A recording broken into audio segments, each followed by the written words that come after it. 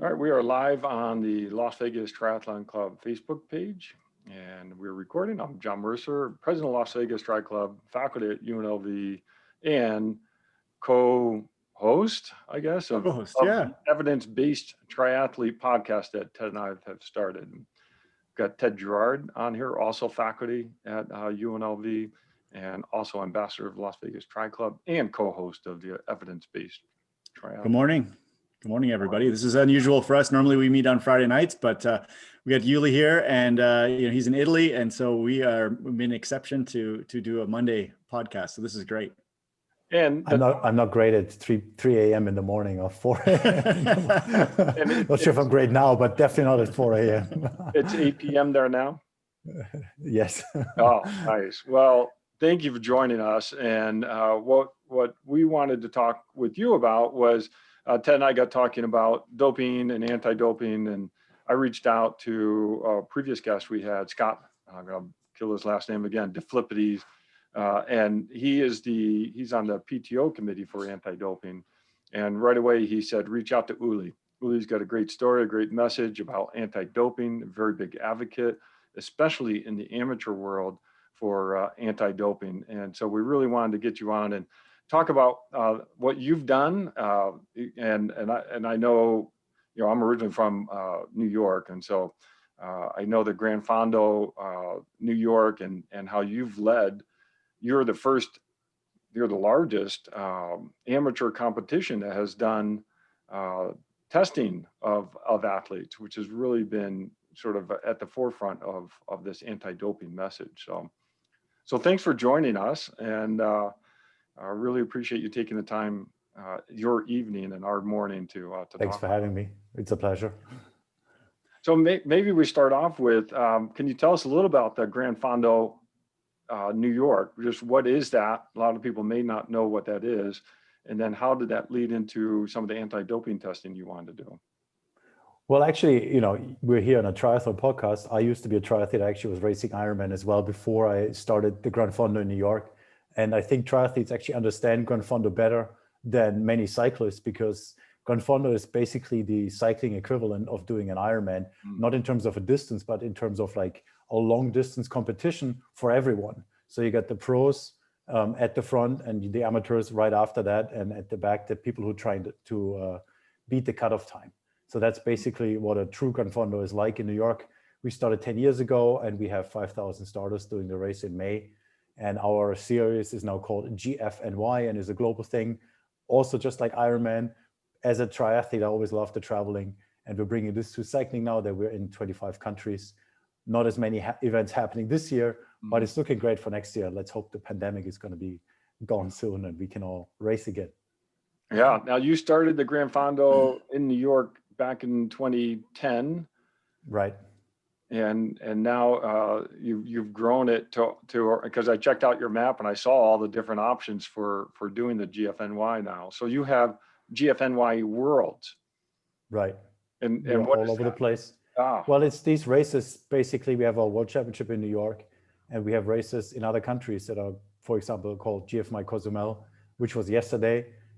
It's we're triathletes here. Same course as the Ironman, which is there 2 weeks later.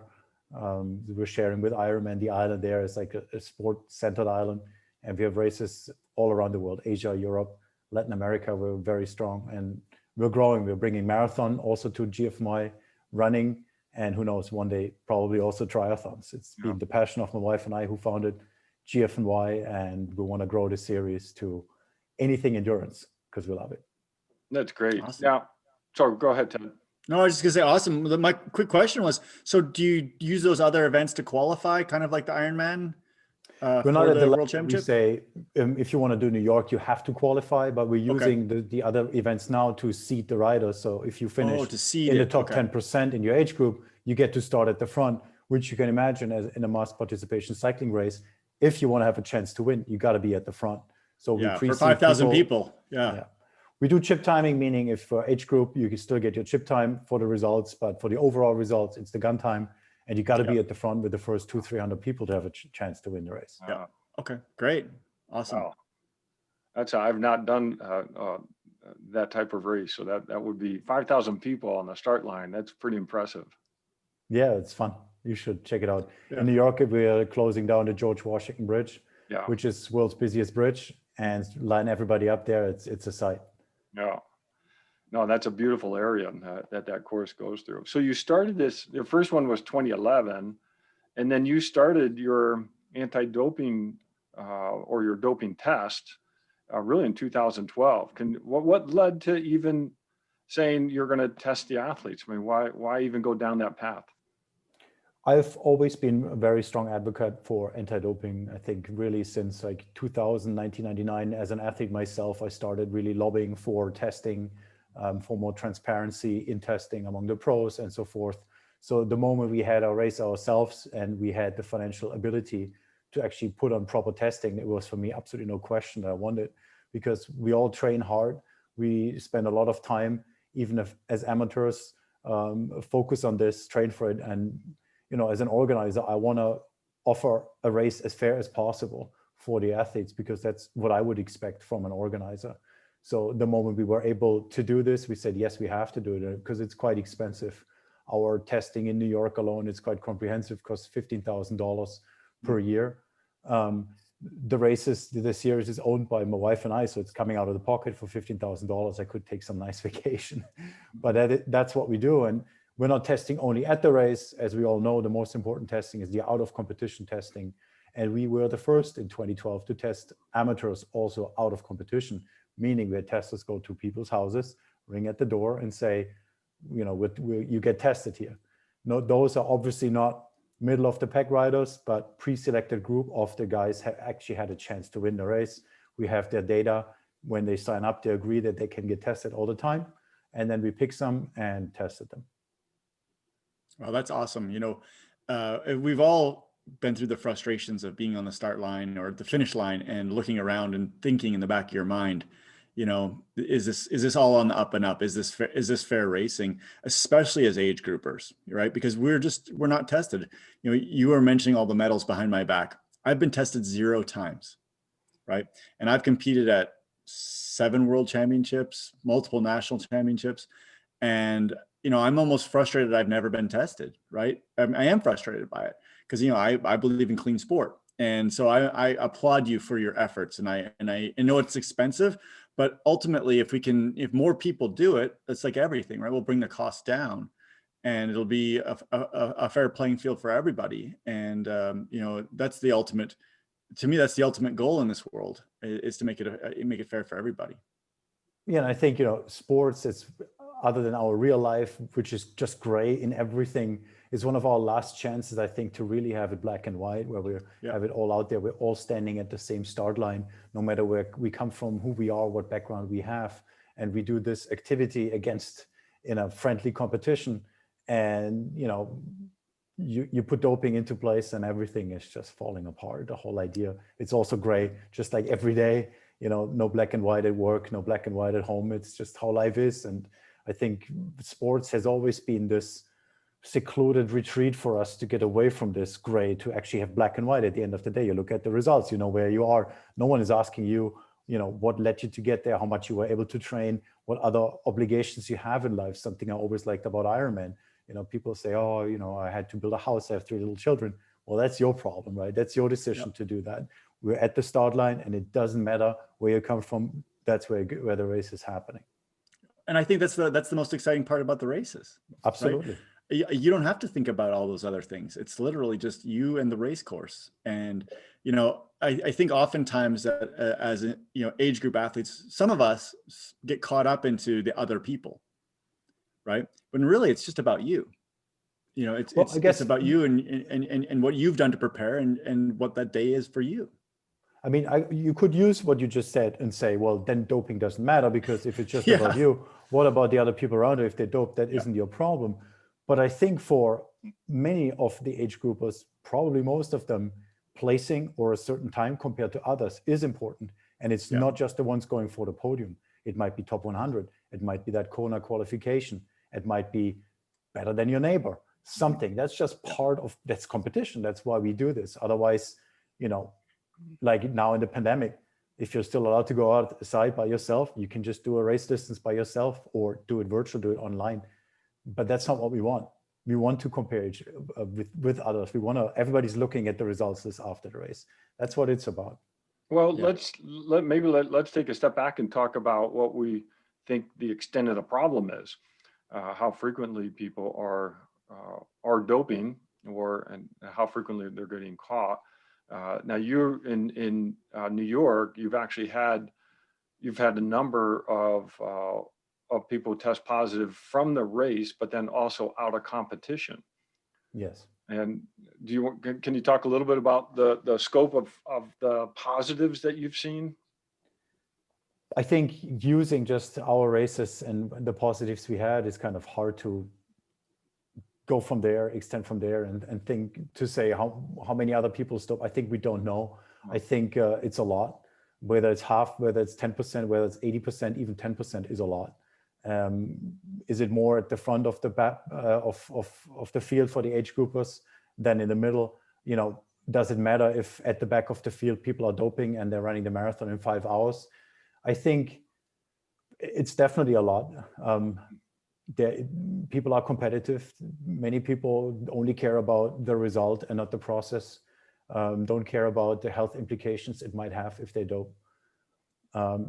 And just the fact that we test and we're the few among few who test and that people get caught shows you it's not just 1% or 0.1%. It's definitely more than that. Especially because the fact that they know that you guys test, right? So if I was a doper, I wouldn't do your race.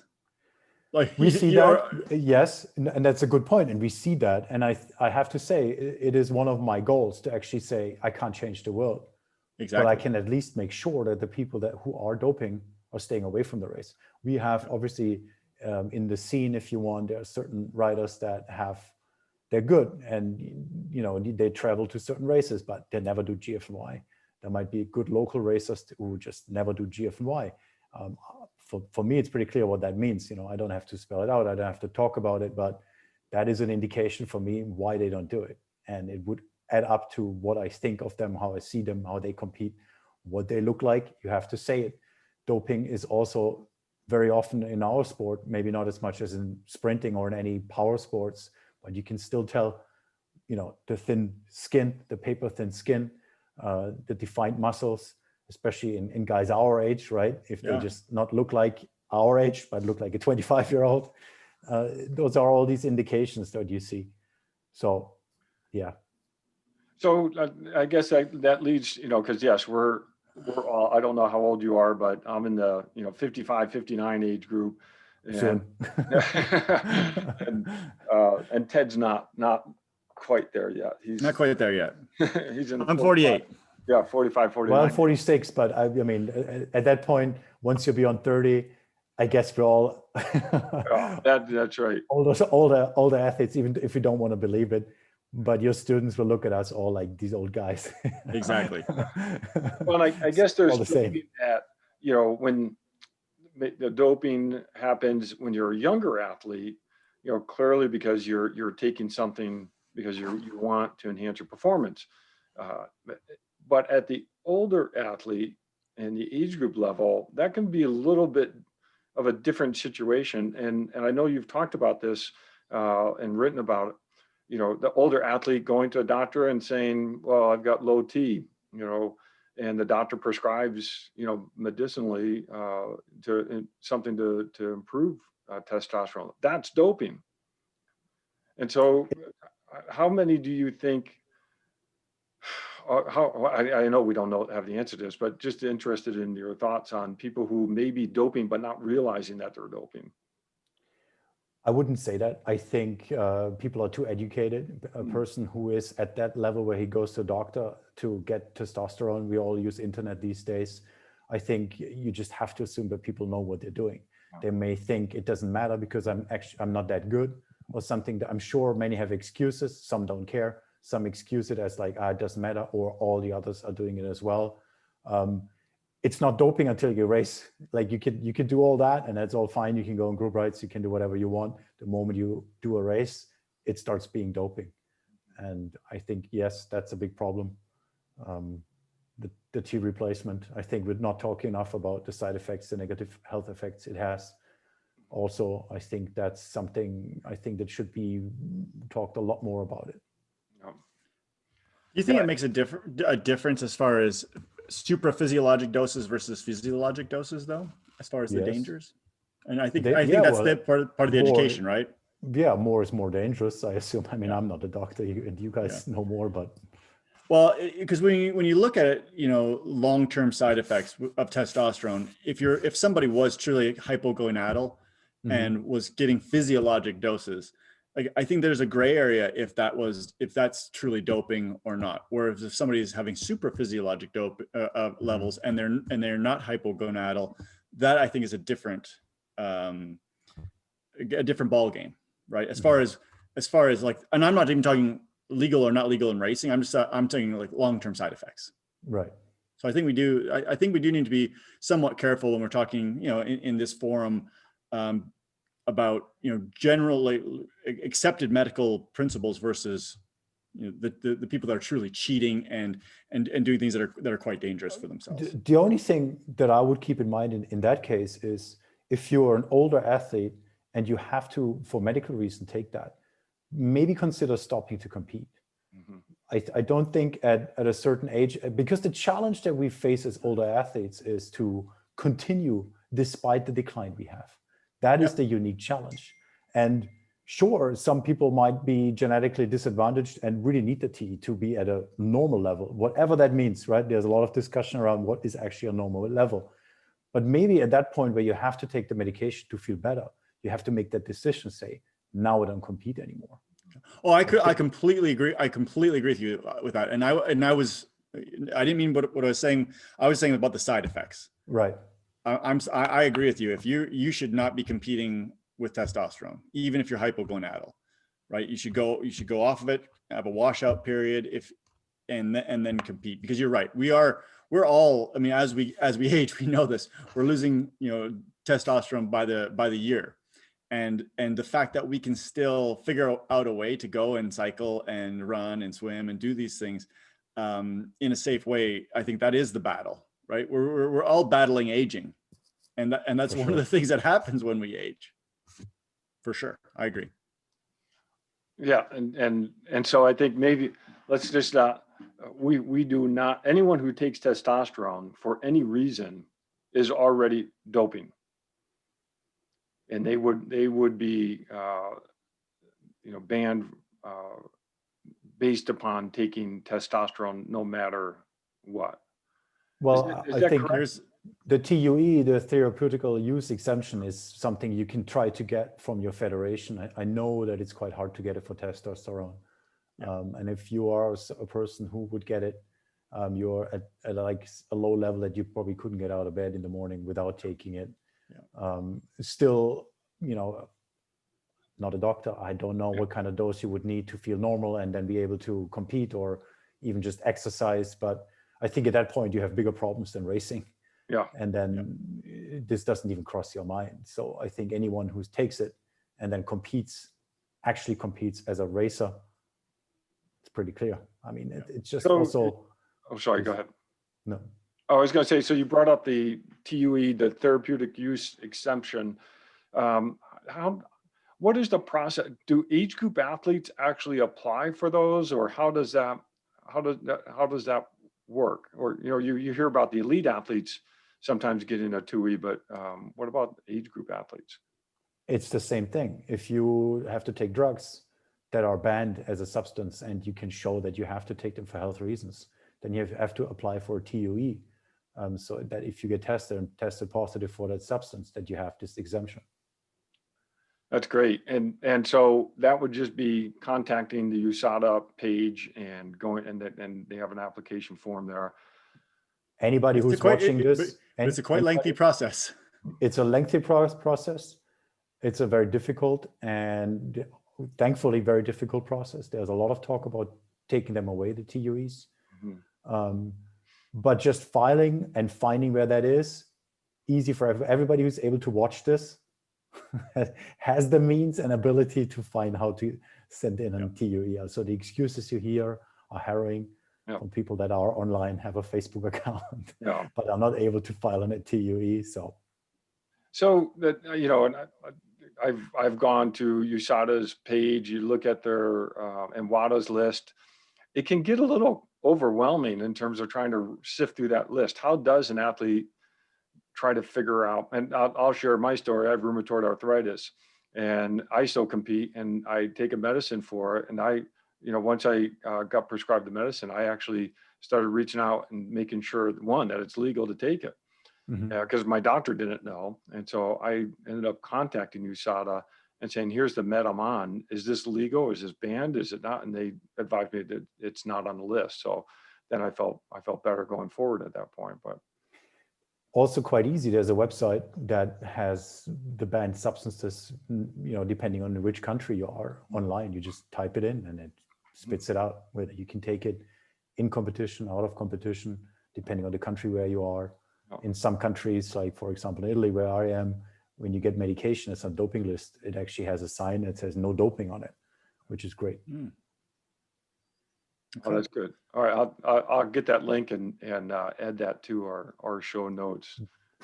The difficult thing is it changes every year, which is also difficult, right? So the WADA comes out with a new list every single year, and you got to be really on top of stuff. And many athletes, they've had that as their excuse too, right? Oh, it wasn't banned when I started using it 3 or 4 years ago, and now it's banned.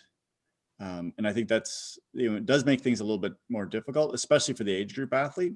But you're right. If you have the ability once a year to go and check your medications, it's super, you're right. How much are you taking? How much are you taking? Exactly. It's going to be difficult sitting there for hours typing it all in. Exactly. It is not hard. Well, it's not hard. And I know we're going to get to the point we're talking about supplements. It's not hard with the prescriptions. Where it becomes way, way more difficult and convoluted, I think, is in the supplement world. And I do want to get down that path eventually today. But you're right. Like if you, like for John, when you have a prescription, it's really easy. You know exactly what's in that prescription and you can type that in. But if you take a supplement with, proprietary blend of stuff, it becomes a little bit more of a challenge, which, I do want to talk about. So we kind of skirted around this a little bit, but if you were to just guess in your race, what's your positivity ratio, or do you know positive test ratio? Like say New York, 5,000 riders from like pros at the front to complete beginners at the end. Yeah. 5%. Yeah. So under 5. But 5% even is, to me, is like, that made my heart sink. I would say of those 5, just we keep guessing here, maybe 2% who actually actively do it, and 3% who take something and are like maybe aware, or like still it's like a marathon 6-hour runner. We have these people that's more exercising than competing. Yes, it's in a race. Yes, they shouldn't do it. But if you ask like that, I have to include them in the list. Let's take a race like Ironman Hawaii. I would say it's 30% at least there. I think there you have competitive people. You still have age groupers. You have 2,000 people. It's more interesting to look at a field like that than New York City Marathon or GFNY. Yeah, because you're with Ironman Hawaii, you're ultimately looking at the very best as far as competitive level in the world, and for age groupers, like I don't think there's another sport you'd get 2,800 men that are age groupers all together that are pretty much the top 1% of the world. No, and I don't think so. It's right. And I agree with you on that. And John's competed there, and John, I think you'd agree that just looking at the people and how the percent of body fat is so low, and and the musculature, it's just, to me, like when I watch that on TV, I'm like, oh my gosh. And I'm not saying watching the pros, I'm saying watching the age groupers, because I know what it's like to be 48 and to try and keep your body fat level down and muscle level up and do it clean. It's hard. It's very hard. It is the challenge we accept, where we say we're aging athletes.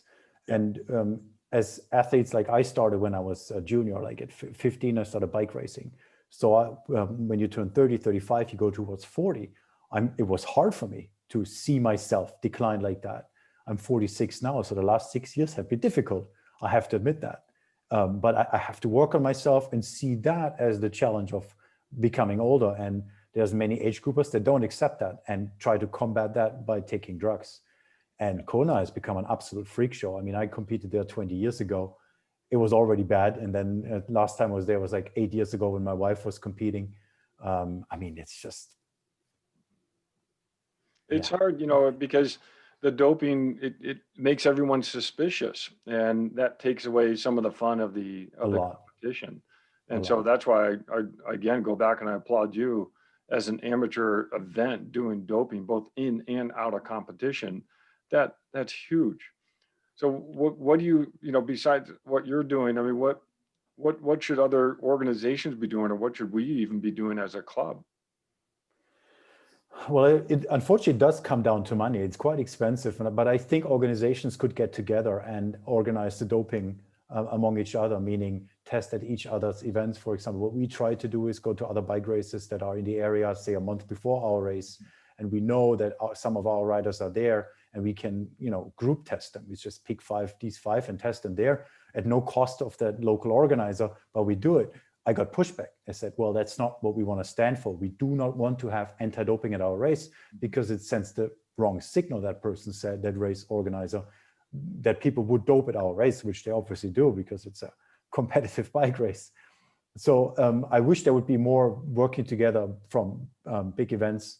And I think I still see a lot of negativity or fear about having a positive test at a race and saying, oh my God, it's going to be bad for the sponsor, it's going to be bad for this and bad for that. So there's this, like, if we don't talk about it, if we don't do anything, then hopefully just no one's going to mention it and it's going to go away. That's a lot out there. And I do understand that for a professional event with 100, 200 people. I don't really understand it for an event like mass participation, whether it's running, triathlon, or cycling, where yes, of course, it's important who won the race. And our winner from 2015, that is on all videos and whatever, tested positive. We got the result 2 weeks later, so we had to trash all that video material and come up with new stuff. At the same time, we have 5,000 happy people finishing the race. That's the other half of the event. So we, as a mass participation event, actually have the opportunity to say, yes, we test the top. And if they test positive, not great, but it doesn't kill the whole event. Same thing for an Ironman, for a New York City Marathon. It's always mostly about the whole event as in general. And I wish these big events would take that opportunity and said, testing more, testing harder, working together, share intelligence. I've tried that. I've had contact with other large organizations. It doesn't really ever get to anything. They're not willing to share it and citing some legal reasons why they can't share something. And yeah, it's a lot of dead ends that lead me to do what we can for GFNY. And the world is a big place. I can't change it, but I at least can change what we do and stand for something. Oh, that's so great. How much is a test? How much does Well, it a cost? test depends. An out of competition test is roughly $1,000. An in competition test is a little cheaper because you have the person doesn't have to travel to the rider, to the athlete. It's at the event. So the DCOs, the two tests that are coming to the event, you have to pay for the travel to come to the event, stay overnight, sometimes 2 nights, depending on how the event is set up, and then test the athletes that are there. So at average, it's cheaper. The more you test, the cheaper it gets per person. Maybe $500 at the event, $1,000 if you do out of competition per person. It's still the cost, and that's everything included. So all the standard test plus EPO plus everything, and the costs, I think they will come down in the future. I see, science come with tests that are like even as low as $50. And that's unfortunately been the talk for, I think, 5 or 6 years now. And I haven't seen it yet, but that would be a huge game changer. If we, stupid comparison, a COVID test, we have the fast testing now, which is 90% accurate. And then you have the professional testing that takes a few days and it's much more expensive. But even if we would have the fast testing, say someone tests positive, we can do the real test to make sure it's actually a positive. If we would have something like an A and B sample. Yeah. You take one sample, you test it with the quick test, within 15 minutes, clean or not. If it comes back positive, you have to retest. You don't say, well, you might be positive or not, and you do the proper test. But that way you can test many more people faster, even before the race, and can take them out. So the question I would have, as far as like trying to do this on a community level, could we test just, for example, the metabolites for testosterone and EPO, and then leave out everything else, right? Because those are probably the two most ubiquitous substances that are being used and are readily available. Would that lower the cost? And have you thought about something like that? What usually gets offered by the testing companies like Drug Free Sport is like the water package, right, and plus EPO. And it seems like that everything but EPO is sort of like lumped into one. And if you keep a few out, it wouldn't be much less expensive. So it's like EPO or not is often a big thing. And the funny, or like not funny, the sad part is that if you wouldn't think, but at the Tour de France, many stages they do not test for EPO. It's ridiculous, but actually happens because it's an extra test, it's extra money. It's just not going to get done. We do doping control, yes, but we actually don't test the substance for EPO. Because I'm just thinking, like, personally, like as far as racing, I don't care if somebody's taking street drugs. Like, doesn't, like, if you test positive for, do you mean? Cocaine, let's say, if you test positive for cocaine in a 10-hour race, like cocaine in general is not going to help you in that length of a competition. Right. I'm just throwing one out there. I have no experience with like recreational drugs, but for example, if pot is a thing that people talk about a lot, but you know, as athletes, we know it's nerve-wracking to be in the day before a race. Yeah. Am I going to be relaxed? Am I going to sleep at night? Can I run down my brain, you know, for having a good night, even 2 nights before? You smoke some pot, maybe you're more relaxed. So there is a reason why recreational drugs are banned as well. Yeah. They may not help in the race, but you know, the race is a thing of a month of preparation, and you know, being ready for that. Athletes battling anxiety, the stress, like performance stress is huge especially as a professional athlete, but also for someone who's going to Kona as an amateur. You qualified, finally you're going to go there, you want to place well. It's very stressful. You put a lot of money in this. Imagine you travel from Europe around the world, the cost involved.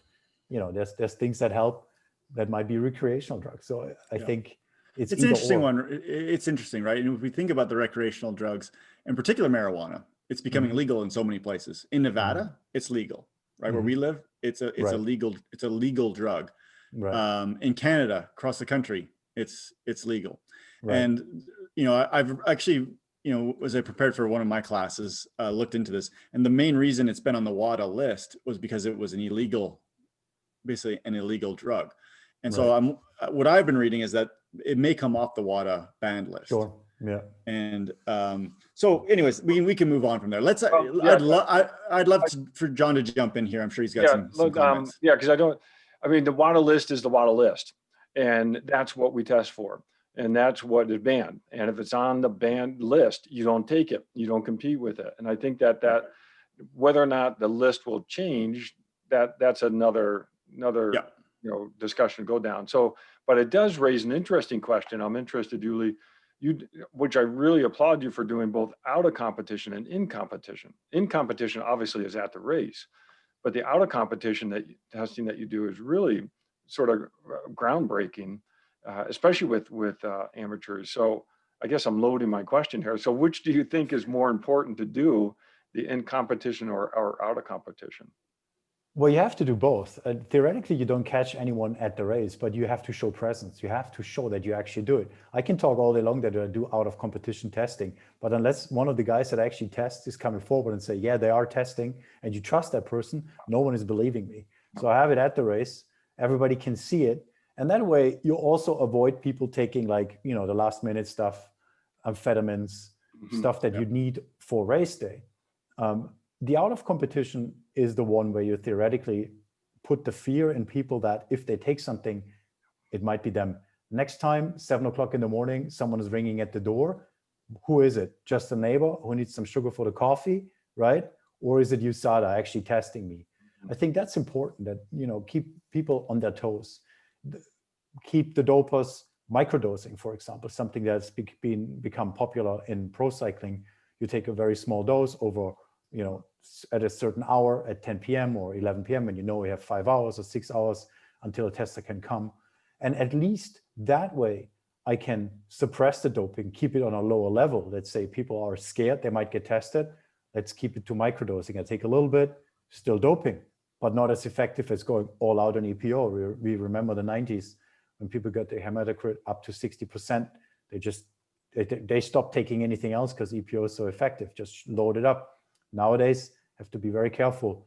They take everything, but a very little of everything. Much more difficult. I have to be much more scientific. And always the fear, am I going to jump the line? Is it going to be too much? Can I get tested? We spoke about anxiety. An athlete that puts this extra stress on himself to dope is also affecting his brain. I think we don't talk enough about what it actually means to cross that line, become a cheater, and put that mental stress on you instead of knowing you're clean, that you have the fresh mind and you're not doing anything wrong. Oh, I like that. And I like because your GFNY, if you do if you test positive, you're banned for life. And I see that philosophy that you have, that it's not just the one time, Yeah, and we also know that when you take drugs, that the effect of drugs they can last, if not a lifetime, then a decade. So you cannot just say, I took EPO and now I'm not taking it anymore, don't have any effect. You've been training on EPO for 2 years. You got to a level that without EPO you would have never reached. You've taken steroids that led to muscle growth that isn't just going back by itself over, you stop taking it over a week. So I think you've also had a chance to compete and do it fair, and you messed up that chance. I always say, yes, another chance in life, absolutely, any day. In sports, not. You've had your chance. And so Ted mentioned the supplementation issue, and we've all read stories of people testing positive, and then they come back and it's maybe a supplement or maybe whatever powder that they're using for their drinks or what have you. And I know some pros that they don't take any processed stuff, whether it's a drink or a supplement, because they are worried that something may get tested, may trigger a positive test. How do you talk with people about supplements and other types of drinks that people use? I'm sure I'm going to upset some people what I'm going to say now. I don't think supplements make sense at all. I think a supplement that works is a banned drug, and if it's not a banned drug, it's not going to work, the supplement. I mean, there is a little bit of science around something here and there. A little bit depends on the person who takes it and how much you take it. But if you listen to a sports scientist like Ross Tucker, he's also very clear with that, and he confirms me always when I say that. Do not take supplements. It's very easy. I also say a supplement makes you soft in your brain. If you think you're dependent on those pills or powders to have a better race, I mean, how are you going to be prepared for the going when the going gets tough to actually keep going if you're dependent yourself on supplements? So I know we have a culture where supplements are, sold to us and something that you have to take. But I think as an athlete, you just have to work on your mental strength and your self-assurance and your self-esteem to say, no, I don't need all that stuff. I'm not saying, your power bar or your power gels or like really the standard stuff that you need for the race. Stick to the big brands that test their stuff, and that's going to be fine. I don't want to lump that under supplements, which theoretically they are also supplements. I'm talking about like your iron pills or vitamin pills or all that stuff. Stay away from it, eat healthy, and you're going to be fine. Yeah. So I think that is a good sort of prodding to get some good discussion going, because you're right. There's people on will not like that.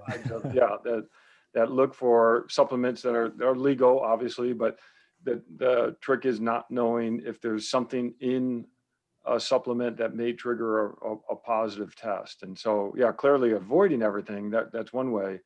But are there things that brands have that indicate that they're cleaned for, or that they don't have anything that would trigger a positive test? Is there any way to know that as a consumer? Yeah, there is certain certifications that exist. I don't know the specifics. Like we work a lot with SIS, which is the British brand.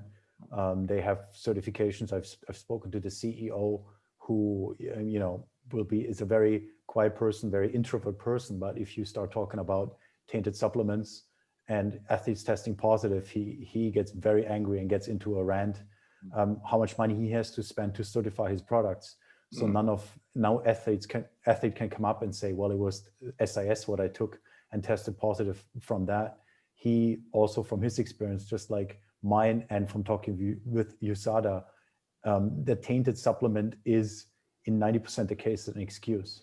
It's very hard to show that it's the truth or not the truth, to show that that person took that. But usually it's an excuse. It's let's say the anti-doping process, the testing process is easy to attack by a good lawyer. If you have enough money, you can sue someone like USADA out of business. Like a top tennis player has a wealth 10 times as much as the value of a USADA. They could sue USADA out of business, which is why you often only see the positives among small amateur athletes or like lower tier pros, because the top pros are really hard to get to, and you have to be 110% sure before you announce a positive test with a pro that has a lot of money. So to go back, I've been going on a tangent here. I think the tainted supplement is something that we see in most cases as an excuse, and something that you don't really have to be that scared about if you take the main products and keep it to the energy gels or your mineral drinks or something like that. If you go to parapharmacy or something like that and buy, I don't know, something online from China, good luck to you. I mean, that's your own problem. Obviously, if these people put drugs into the supplements, that actually there is an effect. So that's always the risk. And I think that the certification here, I don't know if it's the same in Europe, is NSF. So yeah, I've heard of those. Yeah, I think it's a global thing. I don't think you can even distinguish anymore between Europe or America. I think it's all working with that. There's a second one, I think, and that surely helps. But at the end of the day, you're on your own. If you get tested positive, you have to prove not show how it came in. But I think that even for like the collegiate athletes here in the United States, if you're NSF certified, you're pretty much sure that at least it's been tested, and it's been batch tested. So each individual batch has been tested. So yes, if you're gonna do it, I think that at the bare minimum, that should be what the case is. Now, the thing with it is that makes it more expensive, right? So I'm sure that your friend at SIS, who I think they do NSF testing, it's going to make his product cost more, and then it's harder to compete. I do take supplements, but my supplements are all NSF certified because I don't want to take a chance, right? And it's still taking a chance, and I understand that. But I think that it's important to understand that there are certifications, and athletes should be aware of those things. And yeah, maybe it costs you 20% more, but you at least have some kind of guarantee. For sure. Yeah, no, definitely buy the certified ones than the non-certified ones that who knows what's in them. So exactly. All right, so Uli, you're doing a lot with GFNY, and again, you have led on the testing. But what, as a local club, we don't have $50,000 we can use. What can we be doing to help our local endurance athletes avoid doping, other than saying don't dope? But what can we do to help promote the anti-doping message? I think education is important, and I think creating a culture where it's not just about the result, but more about the process, where you get to enjoy more the process of getting the most out of yourself. And obviously the result is important. The younger the athlete, the more important the result is. But also for some older athletes, it's really just about the results. And celebrating the athletes that show that they put a lot of effort in improving over the year and have the right approach to training, help others in the sport. And I think in endurance sports, in something like Ironman, we have the opportunity to to have all these amazing stories, and focus on those. And it's not just about winning, and really focus more on talking about the stories. And if we have someone, a friend in the club who we suspect that he's taking someone, I think, talk about it. Just, one-on-one, not in the group, say, hey, I think let's talk about it. What makes you think it's okay? Why do you do this? I mean, understand, like, not be like aggressive and be, nice people dope too. I have friends that doped or used to dope. And, they made a mistake there, and they see it as that. And they're not awful people because of that. And I think I've always been an advocate of going very, very hard after dopers, but the moment they're caught, they need help. So it was always, I get criticized for being so aggressive against dopers, but what I don't understand is, once the doper is caught, beating on that person after it's done. You're done with sports, but if you want to open a bar or a cafe somewhere, I'm definitely going to go there and have a drink. Good luck for you in your second chance in life, I think. We're very staying away from the testing and want people to be positive, but when it happens, we're too brutal with them. It's so that I think that, they didn't kill anyone. Yes, in professional sports, it might be a lot of money, but an amateur, it's a hobby at the end of the day, and we take it serious. So we should be serious with anti-doping. But if someone steps over the line, can still go on a bike ride with me. I don't care. No, I love that. Sorry, go ahead. I was just wondering, do you know of any programs that are set up? Like, does USADA have a program for people to actually help them? If someone tests positive? No, I'm not aware. I think that's really important, because there's potentially some psychological issues. It's huge. I mean, I have one example.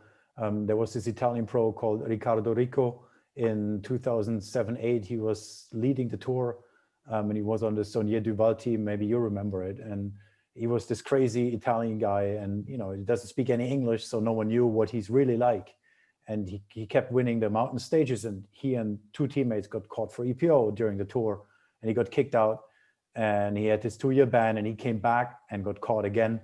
And he was in the media and in cycling, he was always painted as this like crazy gangster kind of kid, tattoos all over. And of course he's taking drugs, and he was demonized like as a really bad person, was like banned from cycling. He almost killed himself. And a year after his second ban, I went to a race in Italy, and I'm in the hotel at breakfast in the morning, and in the neighbor table, this guy was there sitting with the team, with one of the bigger teams who are racing. So I went to the race director because I knew him well, and I said, what's going on here? Is he going to do the race? Are you kidding me? This guy is going to do now your race. He's been banned, and he's like the doper. And he's like, wait a minute, here's the story. He has nothing but cycling. And these guys know that he's going to kill himself if he gets dropped from everybody. They take him under his wings. He rides with them in the training. He goes to the races, doesn't do the race, but he's with them. So they're helping him to get through this hard phase in his life and actually survive. So I think that's so important. Yeah, it is. It's extremely important to help people find something else but competitive sports, because they're clearly not made for competitive sports. And a good friend is not helping you through your 2-year ban and bring you back into a sport. A good friend tells you, stop it, you're done. You've had your chance. This isn't for you. Let's find something better for you. Yeah. And so, something better and a new identity, right? Because that's the problem, is so many of these people, they identify themselves as that, right? For sure. If somebody, even I do, if someone asks me, oh, so what do you do outside of work? Triathlon. I'm a triathlete, right? Yes. If you take that away from me, psychologically, I'm going to be a mess. Yeah, of course. And so I think that, we do need to think about those things as we think more about catching cheaters. It's like, what do you do on the other side? So I think that's really good that you're starting to think about those things. Well, and I think that goes hand in hand with your message that we should be, advocating and celebrating the process and, the experiences, because there's a reason people will dope. And if you can get them off that reason that they just need to win, and they recognize, participation is just as valuable, maybe there'd be less doping even from the beginning. So I really like that. Uli, this has been really great to talk with you. We've taken up a good chunk of your evening. Well, you get me excited on this topic all the time, so I keep talking. I'm sorry. Yeah, no, this is really great because this is part of our education in the community, because I don't think there's been an open discussion about doping within our community, and I think it is important to at least raise and raise the awareness of the the anti-doping message that we really want to get out there. So thanks for being part of this. Thank you. Yeah, this has been great. Honestly, made me really think about some things in a little bit different way, and I'm still gonna look over my shoulder and think that other people are doping, but not maybe more. That 5% number really got me. I always kind of thought the 30% at Kona, but the 5% just at a Grand Fondo. Yeah. Oh, question for you about Grand Fondo. Anything on the West Coast? Working on it always. Okay, because I think John and I would both be really interested in it. We made it as far as Santa Fe, New Mexico. Oh, that's not too far. Yes. That's getting there. Didn't happen this year for obvious reasons, but we're coming back next year. Okay, maybe we'll put that on the list. I'd love to do one. And Las Vegas as well, but that's early talks. In Las Vegas. Well, yeah, I've been a few times in Las Vegas for Interbike, obviously not for gambling. Yeah. I love the vibe there, but it's tough to put on a race there. Like the city's busy, and as soon as you're out there, you have like 2 roads. So closing. Yeah, but now you know us. Yeah, right? I know. And sure. There are definitely some places you could do it here. You just got to kind of know some of the back roads. Yeah. But yeah, that'd be. I mean, Las Vegas is a destination city, and everybody wants to come here. I know. So I know. If we could have a nice bike race at the same time, that would be great. It's actually one thing that we don't have. We do not have a very strong at all bike racing scene here. Mm-hmm. Actually, there's a lot of bike racers, but they have to go travel like 4 or 5 hour drive. Right. Some of them do it like every weekend to go down to California and crazy. Because we actually do have really good roads here. So yeah, but thank you very much for your time. We do really appreciate it. It was very educational. Thank you. All right. Thanks, Uli. And just hold on one second. I'm going to stop the live stream and stop the recording, but thanks again for doing this. Thank you.